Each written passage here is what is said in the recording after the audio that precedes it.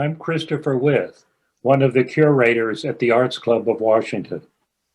Throughout the year, the Arts Club hosts monthly programs selected and installed by one of several curators. The works I selected this month for display at the Arts Club are creations by Blair Jackson and Kang Burgess.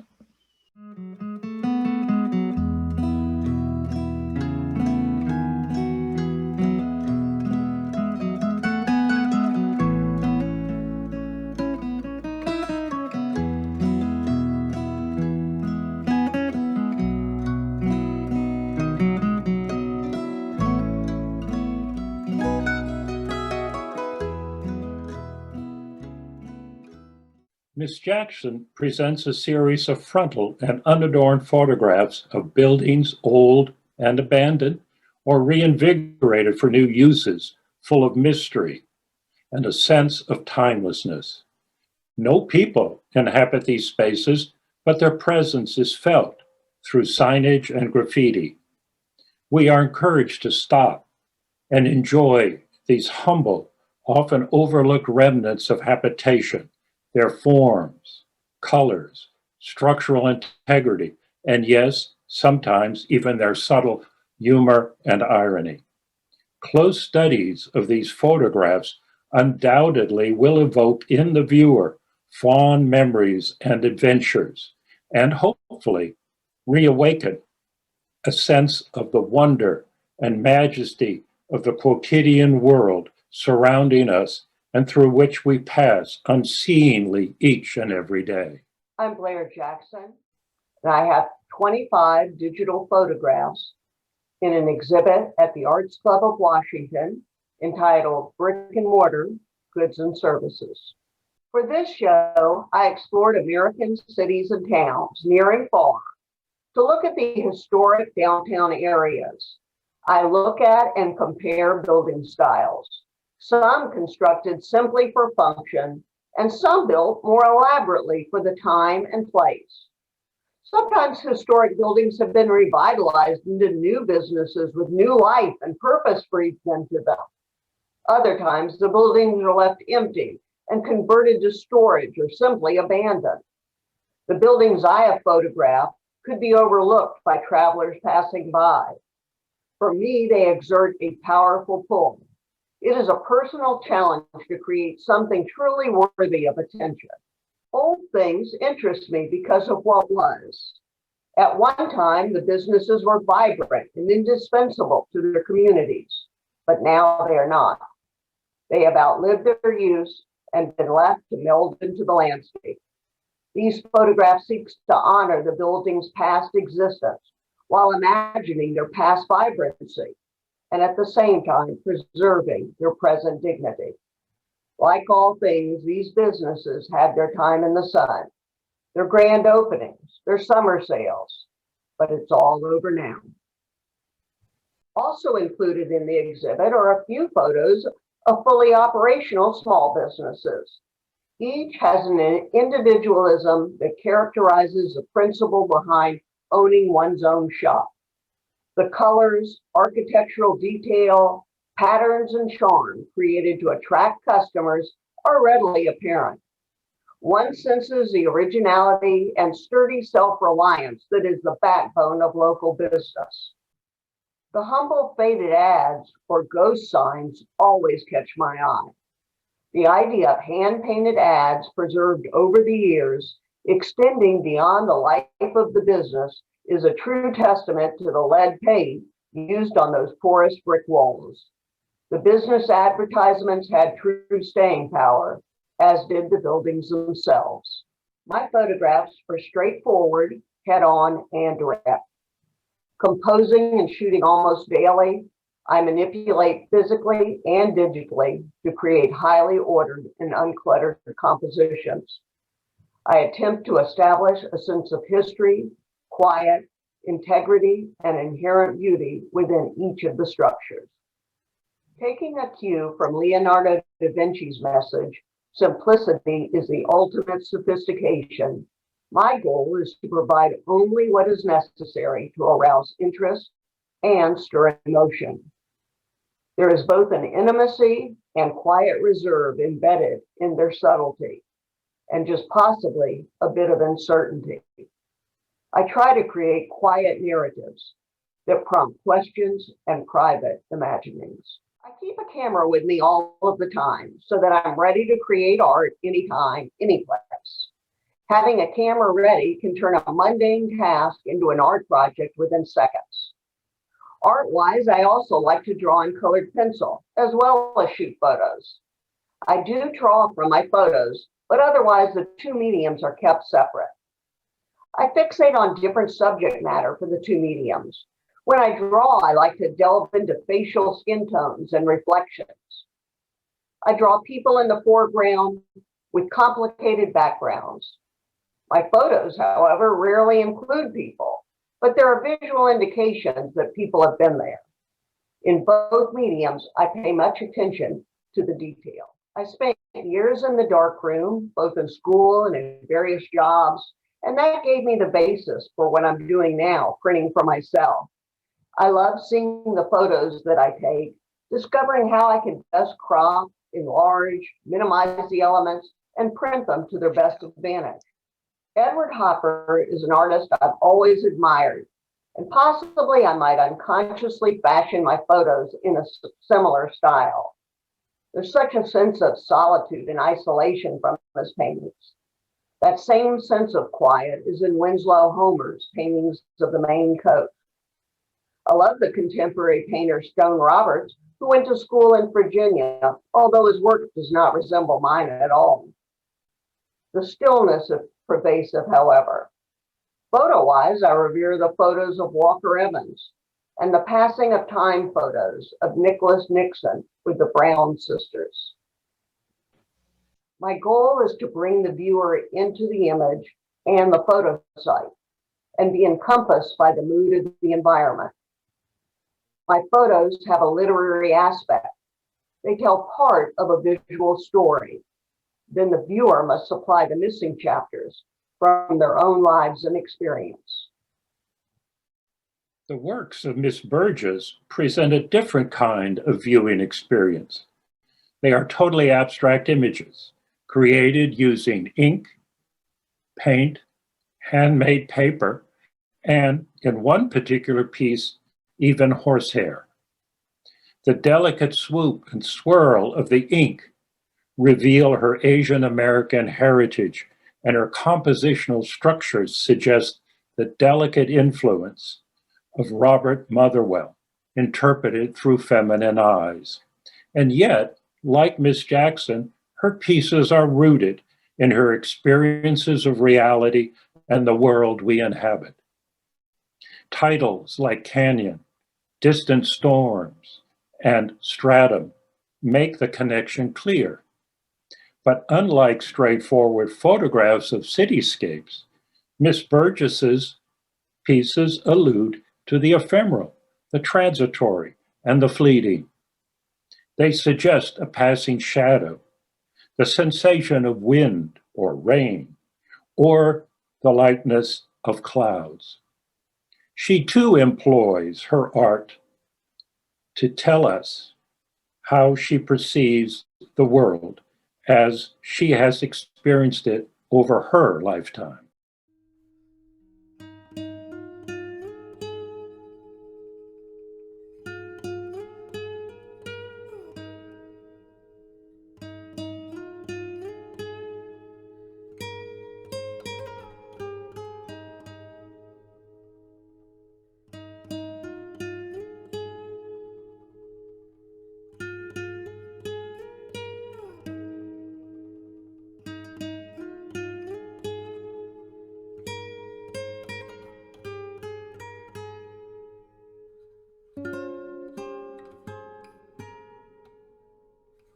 My name is Kang Burgess, and my work is considered abstract art, and it is done on ink, on paper, usually handmade paper with ink. And sometimes there are other materials involved too, if I feel that it enhances the message that I would like to portray. What inspires me is nature itself. It's actually life itself. I'm curious about everything, and life is an abstraction in itself too. It comes and goes. It turns here, turns there, and we have so many surprises. And so I feel that life itself is a great way to express abstraction.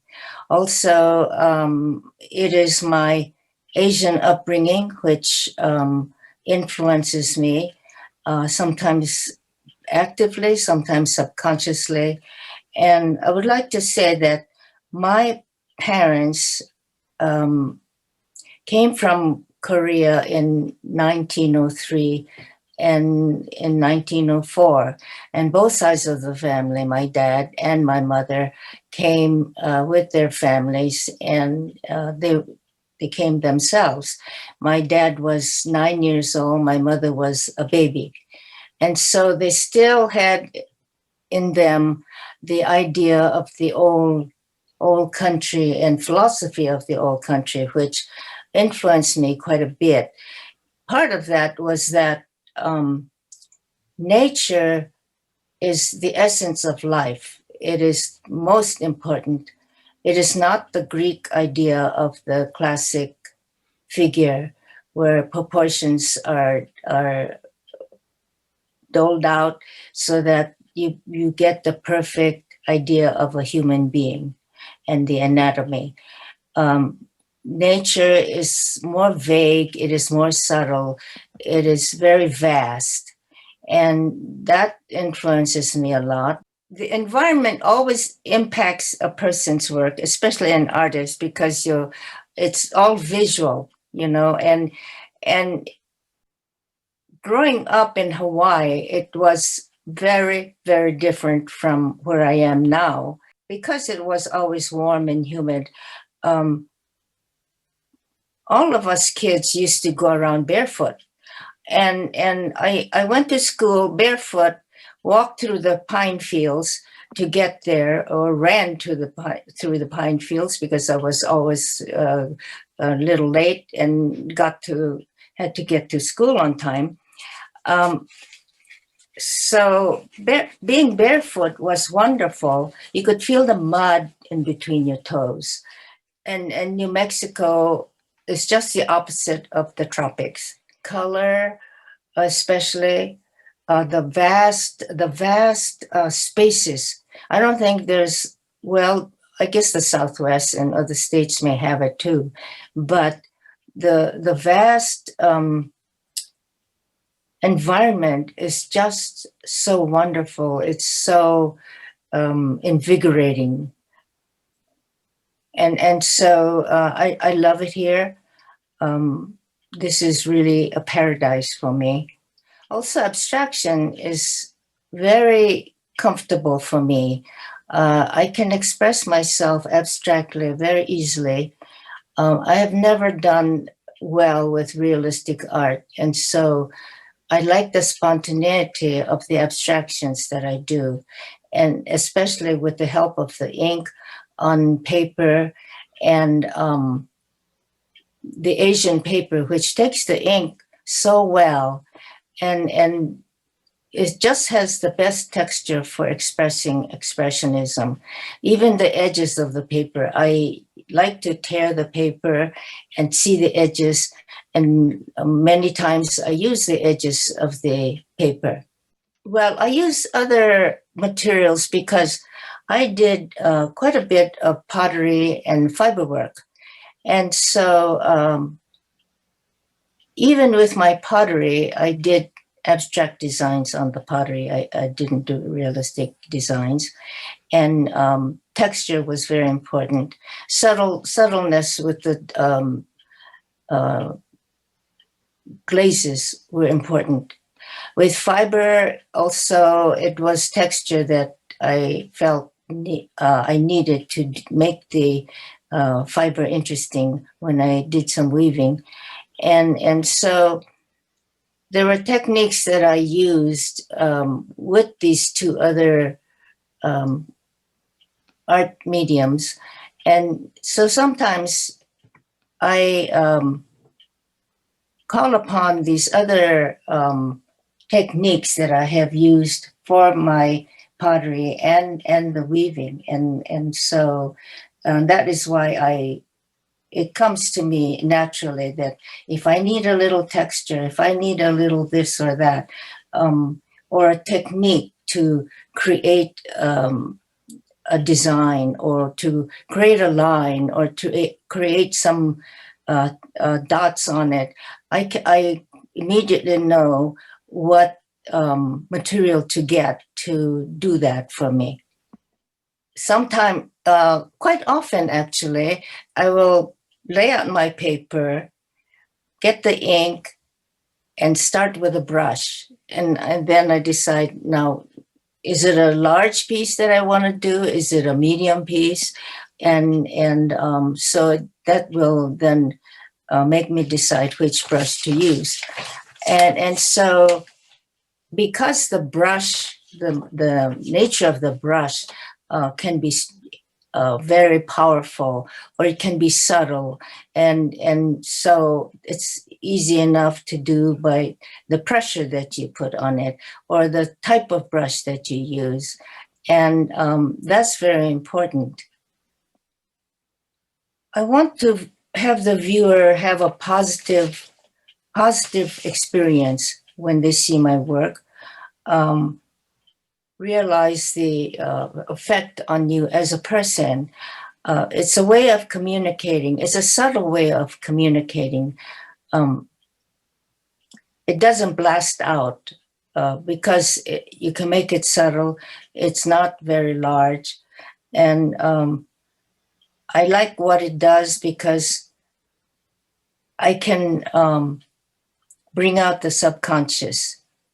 And so if the viewer can realize that everybody has a subconscious that you can convey and realize and communicate with that, or realize how it affects your work, how it affects your life. I think it then becomes a binding power, and we all become as one. That we all as human beings, we all have the same feelings. We all can get together, and we have the same consciousness and energy, and we should dwell on that. Ultimately, what unites the work of Miss Jackson and Miss Burgess is their mutual rootedness in reality and their joint struggle to transcribe that reality into an artistic vision. Both approaches are based upon a firm belief in a link between nature and humanity in all their complex, contradictory, beautiful, and poignant iterations. Their artistic transformations lift their creations from the mundane to the sublime and uncover a realm of mystery and awe lying just beyond the reality that surrounds us, if we would just take a moment to stop, look, and really appreciate. They create the quiet narratives that prompt questions and private imaginings.